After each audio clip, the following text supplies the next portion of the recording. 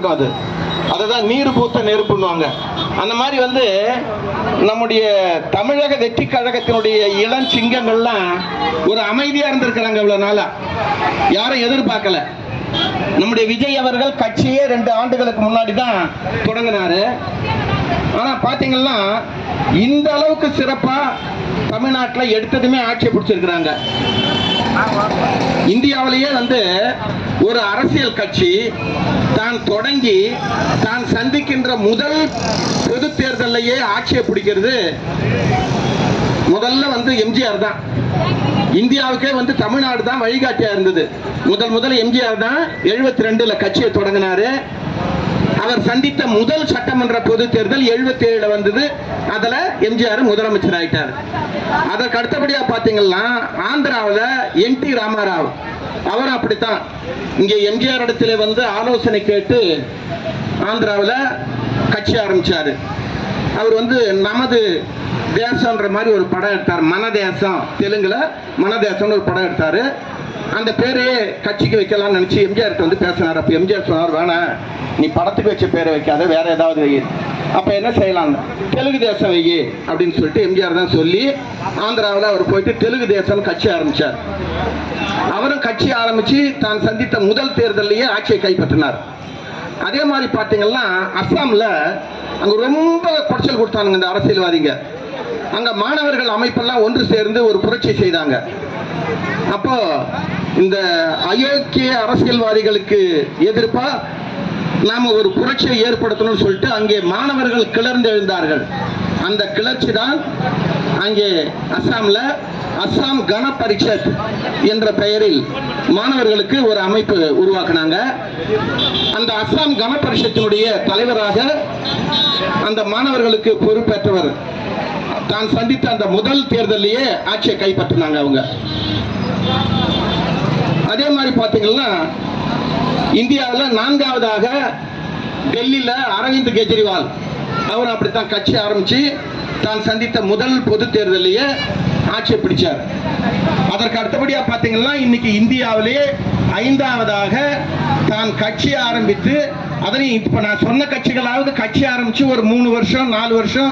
எம்ஜிஆர் கூட 72ல கட்சி ஆரம்பிச்சாரு, 77 தான் ஆட்சியை பிடிச்சாரு. ஆனா அவர் சந்தித்த முதல் பொது தேர்தல் தான் 77 தான். ஆனா நம்ம விஜய் பாத்தீங்கன்னா 2 வருஷம் கட்சி ஆரம்பிச்சாரு. ஆனா அவர் ஆட்சியை கைப்பற்றுவாரு யாருமே எதிர்பார்க்கல. அதுதான் இப்ப நான் உங்களை முதல்ல சொன்னேன், நீர் பூத்த நெருப்பு போல இருந்தாங்க நம்ம தம்பிங்கெல்லாம். தன்னை வெளிக்காட்டிக்கல, அரசியல்வாதி மாதிரி கரை வேஷ்டி கட்டிக்கல, ஒயிட் ஷர்ட் போட்டுக்கின்னு சீன் எல்லாம் போட்டுக்கின்னு அப்படி இப்படி அராஜகம் அது இது எதுவும் இல்லை. அமைதியா இருந்தாங்க. அமைதியா இருந்து கரெக்டா செய்ய வேண்டிய நேரத்தில் சரியா செய்தாங்க. யாருமே எதிர்பார்க்கல, மிரட்சி ஆயிட்டாங்க தமிழகமே. ஆனா அண்ணன் விஜயை பொறுத்தவரைக்கும் அவர் அழகா சொன்னாரு, தமிழ்நாட்டில் 2 பேருக்கு தான் போட்டி, ஒன்னு தாவேகா இன்னொன்னு திமுக. இன்னையா அண்ணா திமுக 53 வருஷ கட்சி, ஒரு பெரிய அதிகமா தமிழ்நாட்டை அதிகமா ஆண்ட கட்சி எதுன்னு சொன்னா அண்ணா திமுக தான். அப்படிப்பட்ட ஒரு கட்சியை இவர் விஜய் கணக்கிலேயே வச்சுக்கலையே அப்படின்னு நாங்கெல்லாம் கூட எதிர்பார்த்தோம். ஏன்னா நாங்கெல்லாம் அண்ணா திமுக இருந்தவங்க தான், எதிர்பார்த்தேன். சொல்லவே இல்லை. இப்ப நம்ம வந்து விளையாடும் போது நம்ம அண்ணன் புள்ள அக்கா புள்ள அந்த சின்ன சின்ன பசங்க ஓடியாந்து நானும் வருவேன். அப்ப நம்ம சொல்லணும், டேய் அந்த பையன் சும்மா தொந்தரவு கொடுக்குறான், அவனை சும்மா ஆட்களை சேர்த்துக்க, அவனை அவுட் பண்ணக்கூடாதுன்னு. அவன் ஒப்புக்கு சப்பானின்னு பேரு அது. அந்த மாதிரி அதிமுக சுத்தமா அவர் ஒப்புக்கு சப்பானி ஆகிட்டாரு. அவர் நினைச்ச மாதிரியே அதிமுக 3வது இடத்துக்கு கடைசியில போயிடுச்சு. சூப்பரா சொன்னார் அவரு. போட்டி 2 பேருக்கு தான், ஒன்னு தாவேகா இன்னொன்னு திமுக. தாவேகா ஆட்சியை பிடிச்சிட்டு திமுக எதிர்கட்சியா உட்கார்ந்தது. ஆனா ரைட்டு, நான் என்ன கேக்குறேன், நீங்க வந்து தாவேகா ஆட்சி நல்லா இருக்கணும், அந்த ஆட்சிக்கு நாம ஆதரவு கொடுக்கணும், ஒன்னும் திமுக ஒன்னும் செய்யல, கிழிக்கல. அவங்க என்ன பண்ணாங்கன்னா, காங்கிரஸ் ஆரம்பத்துல இருந்து திமுக வந்து நமக்கு எதுவுமே நல்லது செய்ய மாட்டாங்க, கூட்டணியில் இருக்கிறன்னு தான் பேரு, எப்பவுமே இவங்க ஆட்சி பண்றாங்க. மத்தியில காங்கிரஸ் ஆட்சி அமையும் போது அங்கே வந்து அறுதி பெரும்பான்மையோட காங்கிரஸ் ஆட்சி அமைச்சா கூட இவங்க திமுக என்ன பண்றாங்க, கருணாநிதி பேசி ஒரு 4 அமைச்சர்களோ 5 அமைச்சர்களோ அதுவும் கேபினெட் அந்தஸ்து வாங்கிக்கிறாரு. அதே காங்கிரஸுக்கு இங்க தமிழ்நாட்டில் திமுக ஆட்சியில் இருக்கும்போது திமுக மைனாரிட்டியா ஆட்சி பண்ணாலும் சரி, மெஜாரிட்டியா ஆட்சி பண்ணாலும் சரி, காங்கிரஸுக்கு கூட்டணியில இடம் கொடுக்கறது கிடையாது. காங்கிரஸ்காரர்களுக்கு ரொம்ப காலமா வருத்தமா இருந்தது. பார்க்க போனா 2006 திமுக வந்து 96 இடங்கள்ல தான் ஜெயிச்சது. 118 இடம் இருந்தாதான் ஆட்சி அமைக்க முடியும். 96 இடங்கள்ல ஜெயிச்ச கருணாநிதி நீங்க எல்லாம் வெளியே இருந்து ஆதரவு கொடுங்கன்னு சொல்லிட்டு காங்கிரஸ் கூட்டணியில கூட சேர்த்துக்காத அவர் ஆட்சி பண்ணாரு. ஆனா நம்முடைய விஜய் அவர்கள் கட்சி ஆரம்பிக்கும் போதே சொன்னாரு, நாங்க வந்து எங்களோட கூட்டணி சேர்ற எல்லாரையுமே அமைச்சரவையில இடம் கொடுப்போம் அப்படின்னு சொன்னார். அது ஒரு பெருந்தன்மை. காங்கிரஸ் ரொம்ப காலமா பார்த்துதான் திமுக விட்டு எப்ப கைட்டிக்கலான்னு. எலெக்ஷனுக்கு முன்னாடியே காங்கிரஸினுடைய சில மேலிட தலைவர்கள் நேரா வந்து நம்ம தலைவர் விஜயை பார்த்து பேசினார்கள். உடனே என்ன பண்ணாரு இங்க ஸ்டாலின், ஐயோ காங்கிரஸ் நம்மளை விட்டு போயிடுச்சுன்னா நாம ஒன்றையும் பண்ண முடியாதுன்னு சொல்லிட்டு உடனடியா போய் அங்க மேல பேசி காங்கிரஸ் இவர்கிட்ட இருந்து பிரியாத அளவுக்கு பார்த்துக்கினார். காங்கிரஸ் ஏற்கனவே அதிருப்தியில் தான் இருந்தது. இப்ப 5 இடங்கள் காங்கிரஸ் ஜெயிச்ச உடனே அவங்க பார்த்தாங்க, அடடா விட்டா பிஜேபி காரன் உள்ள நுழைஞ்சிரும் போலது, தமிழ்நாட்டில் பிஜேபி உள்ள நுழையவே கூடாது அப்படின்னு சொன்னா நாம வந்து நம்முடைய விஜய்க்கு ஆதரவு கொடுக்கணும்னு சொல்லிட்டு காங்கிரஸ்காரங்க வேலண்டியரா அவங்களா வந்து நாங்க ஆதரவு கொடுக்குறோம் அப்படின்னு சொன்னாங்க. கம்யூனிஸ்டுகள் கூட அப்படித்தான். அவர்கள் 2 இடங்கள் ஜெயிச்சிருந்தா கூட அவங்க வந்து என்ன பண்ணாங்கன்னா அவங்களுடைய செனட் சபையில பேசி அதுக்கப்புறம் அவங்க ஆதரவு கொடுத்துட்டாங்க. திருமாவளவன் கூட 2 இடம் ஜெயிச்சிருந்தவங்க ஆதரவு கொடுத்தாங்க. நம்முடைய விஜய் அவர்கள் எதுக்கும் பயப்படல, 108 இடம் ஜெயிச்சிருக்காரு. அவர் திருச்சியிலையும் சென்னை பெரம்பூர்ல 2 இடத்துல ஜெயிச்சிருக்கிறதுனால 1 வந்து ரிசைன் பண்ண போறாரு. அப்ப 107 இடங்கள் தான். 107 இடங்களை வச்சுன்னு ஆட்சி அமைக்கணும்னா யார் ஆதரவு கொடுக்குறீங்களோ வாங்க அப்படின்னு சொல்லிட்டு தான் இது பண்ணாரு ஒழிய இந்த குதிரை பேரம் நடத்தல. இவ்வளவு கோடி தரேன், இது தரேன், அதை தரேன் எல்லாம் கேட்கல. அவரு வேலண்டியராக தான் வந்து மற்றவங்க ஆதரவு கொடுத்தாங்க. ஆனா திமுக என்ன சொல்லுது, நாங்க தான் ஆதரவு கொடுத்தோம், நாங்க தான் எங்க கிட்ட இந்த கூட்டணி கட்சிக்காரங்களாம் உங்களுக்கு அனுப்பணும், இன்னத்துக்கு இந்த புருடா விட்டுங்கிறீங்க. இன்னொரு பாத்தீங்களா அண்ணா திமுக மோசமா போனதுக்கு காரணமே என்ன தெரியுங்களா? இப்ப சட்டமன்றத்தில் தங்களுடைய மெஜாரிட்டியை ப்ரூவ் பண்ண சொல்லி கவர்னர் சொல்லிடணும். கவர்னர் வந்து 118 இருந்தா தான் ஆட்சி அமைக்கலாம் சொல்றதுக்கு எந்த அரசியல் சட்ட அமைப்புன்னு சொல்லல. என்ன சொல்லுதுன்னா சட்டமன்றம் என்றால் அதுக்கு சபாநாயகர் தான் ஹீரோ. அவர் என்ன முடிவெடுக்கிறாரோ அதுதான். பலப்பரட்சியை வந்து சட்டமன்றத்தில் தான் நடத்தணும், கவர்னர் வீட்டில் அல்ல. அதனால 118 சொல்ல முடியாது. இருப்பவர்களில் பெரும்பான்மையானவர்கள், அதாவது அறுதி பெரும்பான்மை பற்றி இருந்தா அவர்களை ஆட்சி அமைங்கன்னு சொல்லிட்டு ரைட் ராயலா சொல்லலாம். அல்லது இருப்பவர்களில் யார் பெரும்பான்மையாக இருக்கிறார்களோ அவர்களை நீங்க வந்து ஆட்சி அமைங்க. குறைந்தபட்சம் 7 நாளையில இருந்து அதிகபட்சம் 14 நாளைக்குள்ள உங்களுடைய மெஜாரிட்டியை நீங்க அசம்பிளியில ப்ரூவ் பண்ணுங்க. இதைத்தான் கவர்னர் சொல்லணும். 118 காட்டினா தான் நான் உன்னை ஆட்சி அமைக்க விடுவேன்னா லொல்லு கொடுக்க கூடாது. பிஜேபி என்னென்ன லொல்லு கொடுக்க முடியுமோ அவ்வளவு லொல்லும் கொடுத்துச்சு. ஆனா அதுக்கு விஜய் கொஞ்சம் கூட பயப்படல. தலைவர் நீங்க பிரச்சனை பண்ணீங்கன்னா நாங்க 108 இடங்களை ரிசைன் பண்ணிட்டு மீண்டும் தேர்தல் சந்திப்போம் சிங்கம் மாதிரி சொன்னார் விஜய் அவர்கள். மிரண்டுட்டான், என்னடா இந்த அளவுக்கு தில்லா பேசுறாருன்னு சொல்லிட்டு அதுக்கப்புறம் அழகா ஆட்சி அமைக்கிறார். இதுல ஒரு பாத்தீங்கன்னா அசம்பிளி கூடுது, நம்ம சபாநாயகர் வந்து ஓட்டெடுப்புக்கு விட போறாரு. முதல்ல பேசி முடிக்கிறாங்க. அரசின் மீது நம்பிக்கை தீர்மானத்தின் மீது விவாதம் நடத்தி வாக்கெடுப்புக்கு விடுறாங்க.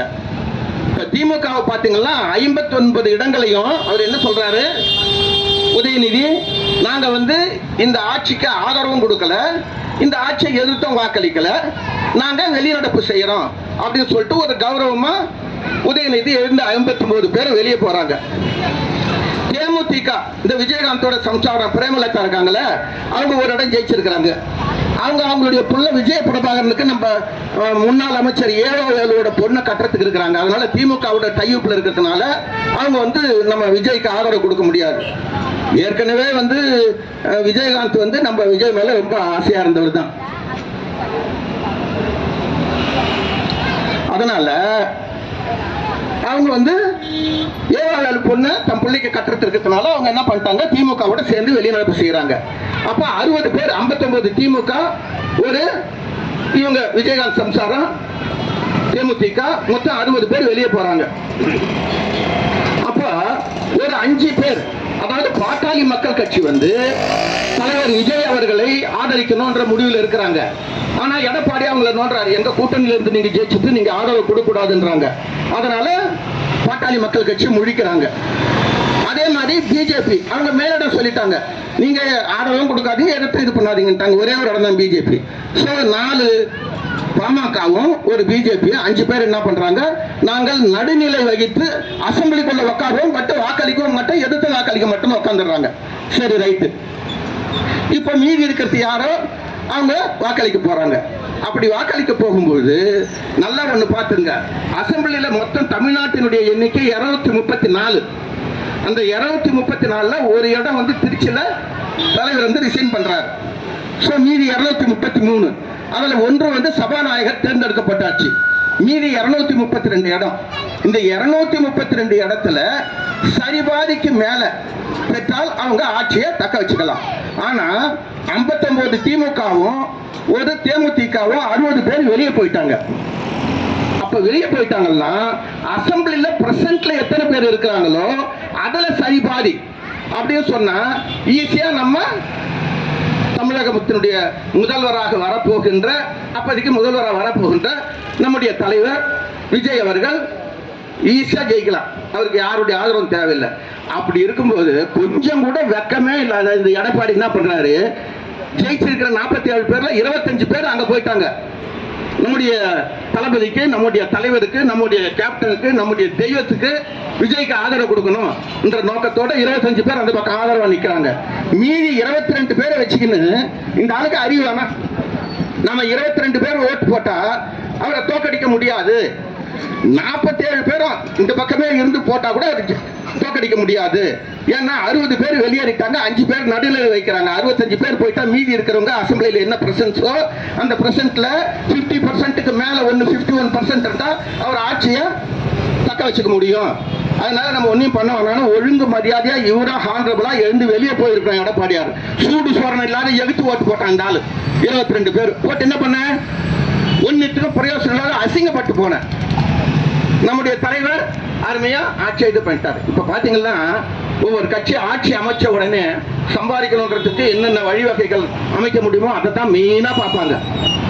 ஆனா நம்முடைய தலைவர் என்ன சொல்லியிருக்கிறாரு, ஒத்த ரூபாய் கூட நாங்க சம்பாதிக்க மாட்டோம், ஒத்த ரூபாய் கூட யாரையும் சம்பாதிக்க விட மாட்டோம், ஏற்கனவே சம்பாதிச்சவங்களையும் விட மாட்டோம், எல்லாரையும் நோண்டு உண்டான்னு சொல்லியிருக்கிறார். அவனுக்கு இப்ப வயிற்ற கலக்குது, புதிய கட்சின்னு அவனுக்கும் 1-2 பேர் மேலதான் இப்பதான் விசாரணை கமிஷனுக்கு ஏற்பாடுகள் நடக்குது, ரெய்டு எல்லாம் வருது, மற்றவங்க பயத்தில் இருக்கிறாங்க. இன்னி வரைக்கும் பாத்தீங்கன்னா கிட்டத்தட்ட 1.5 மாசம் ஆகுது. நம்முடைய தலைவர் அவர்கள் ஆட்சி அமைச்சு முதல்வராக ஆகி 1.5 மாசம் ஆகுது.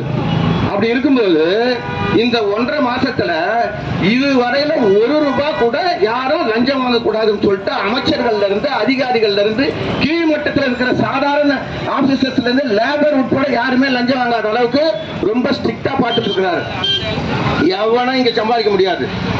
மக்களுக்கு முதல்ல நம்ம சேவை செய்யணும் என்ற குறிக்கோளை கொண்டு நம்முடைய தலைவர் அவர்கள் அருமையான ஒரு ஆட்சியை நடத்தி கொண்டிருக்கின்றார்.